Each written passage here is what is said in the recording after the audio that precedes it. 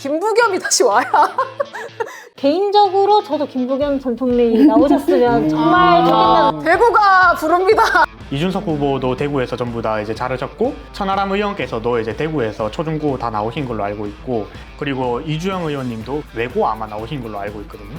아노미 상태, 신공항이 지금 완전 아노미 상태에 놓여 있는데. 근데 생각보다 공천이 엄청 치열합니다. 그게 어찌 보면 대구 정치를 조금 더 후퇴시키는 원인일 수도 있어요.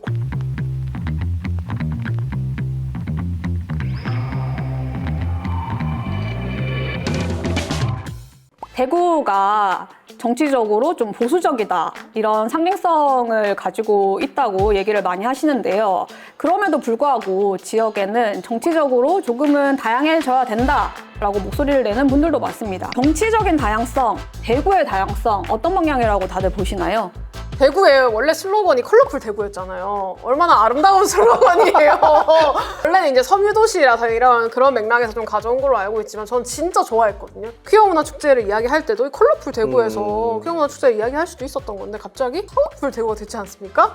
그래서 이 파워풀이라는 게 어떻게 해석하기에 따라 다양하겠지만 어떻게 보면 힘이나 권력으로 찍어 누르겠다라는 걸로 저는 당시에 이제 홍수표 시장에서 느꼈거든요. 그런 측면에서 그냥 힘이나 권력 이런 것들이 중요하다고 여겨지는 어떤 도시가 아니라 진짜로 다양한 사람들이 어울려서 다양한 가치관이든 다양한 삶의 방향을 존중하는 어떤 방향으로 좀 대구가 나아갔으면 좋겠다라고 좀 말씀드릴게요. 저도 정치적인 다양성도 좀 부족하고 그리고 이제 사회적 다양성도 좀 낮은 점수를 매기고 싶어요. 다양한 문화도 다양한 정체성도 좀 수용을 안 하려고 하는 문화라고 생각합니다. 가부장적인 분위기에 더해서 위계적이고 좀 보수적인 문화가 많이 남아있다고 저는 평가를 좀 하고 있고요. 다름을 좀 못 받아들이는 분위기가 있는 것 같습니다. 한 정당만 바라보고 있는 것이 가장 큰 문제라고 생각을 하는데요. 이렇게 한 정당이 독점하고 있는 상황에서 경쟁이 존재할 수 없고 더 나은 대안을 내놓기보다는 자신들이 가지고 있는 기득권을 지키는 것에 더 급급하고 그리고 상대 정당들도 사실은 이제 더 나은 경쟁과 더 나은 대안을 내놓기보다는 기죽어 있기가 더 그렇거든요. 그렇기 때문에 일단은 대구 시민들이 경쟁할 수 있도록 조금 기반이 조금 갖추어질 수 있는 것이 더 먼저다라고 생각을 하고 개혁신당이 대구에서 더 나은 대안이 될 수 있도록 더 많은 정책과 목소리를 낼 수 있도록 지금 개혁신당 대구시당에서는 일하고 있습니다. 국민의힘 소속인 제가 대구에서 다양성이 있다라고 얘기하면 모순적으로 보일 것 같긴 한데 저는 그래도 약간의 다양성이 있다고 생각을 합니다. 물론 그 다양성을 만들기 위해서 소수정당 또는 타정당에 계신 분들이 굉장히 노력을 많이 하셨다고 보거든요.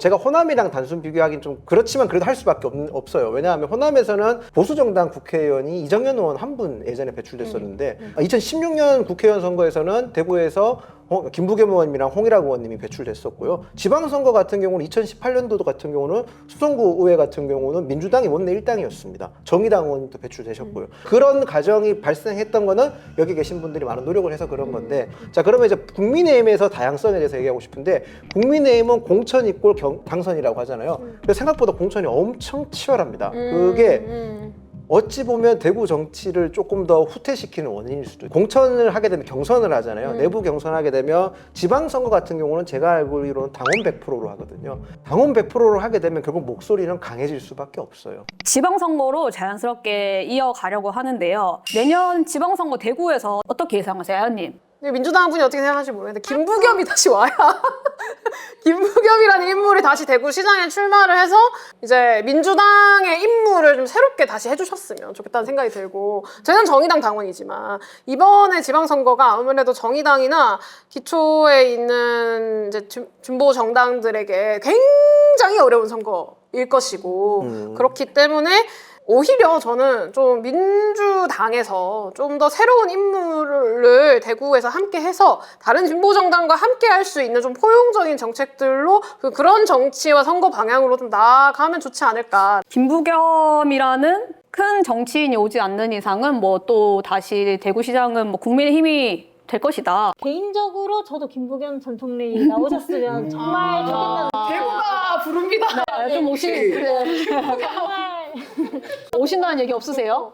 김부겸 전 총리가 의지가 있는지, 그러니까 지선에 출마할 의지가 있는지도 사실 거기까지 제가 들을 수 있는 당직을 가지고 있는 것도 아니고 하니 그것까진 모르겠지만 아연님 말씀처럼 좀 그렇게 거물이 와야 하지 않을까 아니, 이런 또- 생각이 좀 듭니다. 또 국힘에서는 뭐 이진숙, 전한길 막 이런 후보가 거론이 되더라고요. 후보 거론되는 분들은 사실 대구는 엄청 많아요. 대구시장 후보는 저희가 잘 모르시는 분도 있고 뭐 현역 국회의원 중에서 엄청 많아서 아직까지는 뭐 단정하기는 어려울 것 같아요. 그 경선이 엄청 치열할 것 같은데 저는 사실 이 시점에서 하나 말하고 싶은 게 뭐냐면 대구에서 국민의힘에 받고 있는 전체 지지율이 조금씩 깎이고 있어요. 그리고 지방선거, 국회의원 선거, 대통령 선거마다 선거마다 득표율이 다르거든요. 국민의힘이 받는 파이, 전체 파이가. 이 말은 국민의힘이 반성을 해야 된다고 생각을 해요. 김부겸 후보가 나오면 대구시장 선거가 국민의힘이 물론 뭐 저희가 유리할 거긴 할 거예요, 분명히. 그런데 원사이드한 게임은 아닐 거라고 저는 생각합니다.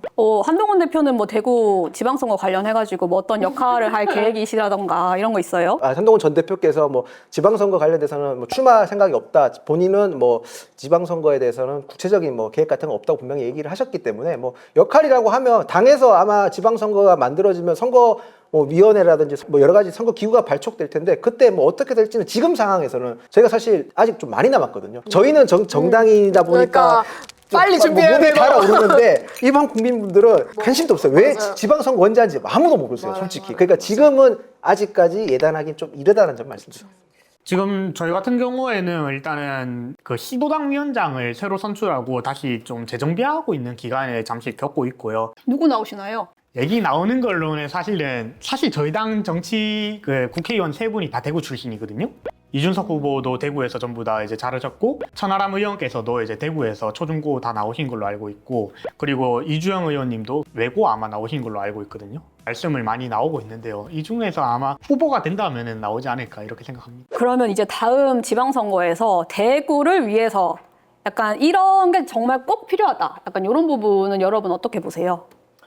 청년들이 떠나고 대구가 발전을 하지 못하는 이유는 대구 청년들에게 맞는 그런 일자리가 없다. 그렇기 때문에 고학력자라던가 아니면 열심히 일하고 싶어하는 사람들 같은 경우에는 수도권으로 많이 떠나는 것이 가장 큰 문제다 이렇게 생각을 하기 때문에 대구가 어떻게 발전할 수 있느냐 그 방향은 사실은 다양할 것이라고 생각해요. 그 각자의 시선에 따라 가지고 정답이 있는 것도 아니고 하지만 이걸 해주겠다는 것은 사실은 물고기를 주는 거지 물고기를 낚는 방법을 알려주는 것이 아니기 때문에 대구가 지속적으로 성장 가능한 그런 방향의 정책을 좀 내놨으면 좋겠다라는 생각이 있습니다. 이제 아까도 말씀해 주셨지만 대구 지역 정치인이나 당연히 대구를 지지하는 뭐 국힘이 대통령이 되거나 국힘이 이제 정부 여당이 되었을 때 정말 많은 어떤 이익, 그러니까 발전과 관련된 그리고 예산과 관련된 이익이 있다고 생각을 하는데 이재명 대통령님 우리 신공항도 좀 들여다봐 주세요라고밖에 할 수 없는 어떤 좀 아노미 상태, 신공항이 지금 완전 아노미 상태에 놓여 있는데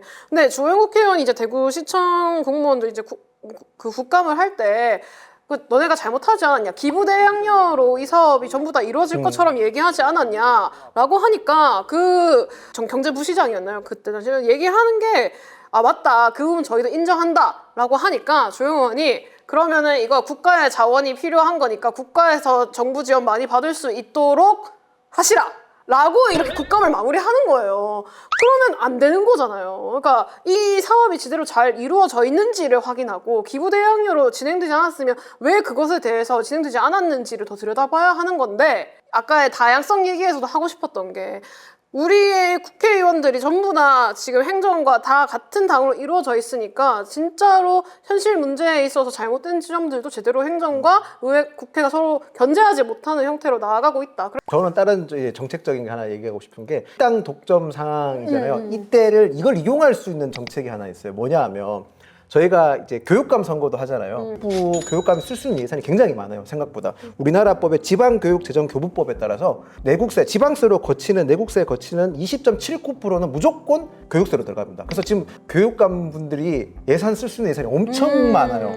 네, 근데 이제 그 교육감 예산을 견제하고 뭐 예산에 대해서 견제할 수 있는 건 시의회가 하지 않습니까? 광역의회가 하는데 다른 지역 같은 경우는 이제 정치 다양성 때문에 다수당이 없어요. 그러면 그 예산을 조금 더 효율적으로 쓸 방법을 찾아야 된다는 거죠. 평생 교육을 한다든지 아니면 저희가 직장인 대학 졸업하고 나서 취업이 안 되거나 또는 직장을 다니다가 해고돼서 재취업을 해야 되는 과정에서 자신의 경쟁력을 올릴 때 교육이 필요하잖아요. 그런 예산을 조금 더 많이 투입하는 거죠. 근데 되게 좋은 방향이라고 생각이 드는 게, 그러니까 결국에는 저는 이제 신광이라는 의제 중심으로 얘기를 했지만, 이후에 지방선거나 대구 지역의 정치를 들여다봤을 때, 그래서 대구가 어떤 도시냐라고 물었을 때는 대구의 지금 도시 이미지가 딱 떠오르는 게 덥다 이런 것밖에 없단 말이에요. 아직 여전히. 근데도 우리 막 동대구역 가보고 어디 지하철역 가보면은 뭐 대구가 뭐 물도시다, 뭐 물포럼 하고 뭐 어디 달성군 가면 또 무슨 스마트 미래 단지가 있는 것처럼 얘기를 하고 하지만, 실제적으로 시민들이 그런 공간에 대구 이미지를 상상하지 않는단 말이에요. 그래서 진짜로 우리가 일당 독점 이야기 그렇지만 예산을 하나로 한 방향으로 몰아서 쓸 수 있다면, 그 미션과 비전이 정확한 어떤 정치인이 행정력을 펼치기만 하면 그쪽으로 드라이브가 확 걸릴 수 있다는 걸 이야기한다고 생각하거든요. 저는 아까 그 종민님께서 일자리 얘기하셨는데, 사실 대구가 살기는 좋은 도시라고 말을 많이 하잖아요. 도로도 잘 돼 있고 물가도 싸고 월세도 싸고. 근데 치명적인 단점이 있다면 임금이 너무 저렴하고 일자리의 질이 그다지 좋지 않다는 거. 그것 때문에 인구 일출도 많이 일어나고 있으니 지방선거에서 좀 젊은 세대들이 매력을 느낄 수 있으려면은 아무래도 양질의 일자리를 좀 많이 유치할 수 있게 그런 정책이 있어야 한다고 생각합니다. 정치가 이제 우리 도시가 가야 되는 방향에 대해서 조금 더 나은 방향, 다른 방향으로 논의가 있어야 되는데, 또 다음에 지방선거 나가시는 분들이랑 같이 이런 논의가 좀 더 확장되는 그런 자리가 많이 마련되었으면 좋겠다는 생각이 듭니다. 네, 저는 사실 지역주의자 처음은 아니고, 그러니까 경험자라고 할 수 있는데, 늘 할 때마다 좀 대구에 관해서 조금 더 관심 있고, 실제 대구에서 살아가시는 사람들이 어떤 생각하는지 너무 궁금하고, 그걸 또 발전적인 방향으로 이끌어 나가는 게 우리 방송의 목표와 기준점이라고 생각이 들어요. 그래서 다른 정당을 지지하면서 다르게 생각하는 부분 분명히 있지만, 결국 대구에 살아가는 사람으로서 더 나은 사회, 더 나은 도시를 어떻게 만들어 나갈까에 대한 고민 지점을 나눌 수 있어서 너무 좋았고, 앞으로도 많은 분들이 다른 지점을 주로 얘기하기보다는 그 속에서 같이 공감할 수 있는 지점들, 같은 지점, 아주 작더라도 같은 지점을 중심으로 그 이야기들의 물꼬를 좀 많이 터나갔으면 하는 바람을 가지고 또 이 시간 맞춰보도록 하겠습니다. 저는 민주당 당원이라서 사실 당원들이랑 제일 많이 교류를 하다 보니까 민주당의 호의적인 시선으로 얘기하는 대화를 많이 했었어요. 그래서 조금 편향적으로 보는 것도 있었고 늘 하는 얘기도 비슷비슷했었는데, 이런 자리를 통해서 되게 다양한 관점과 다양한 이야기를 들으니까 그 점이 좀 좋았던 것 같고 많이 배웠던 것 같습니다.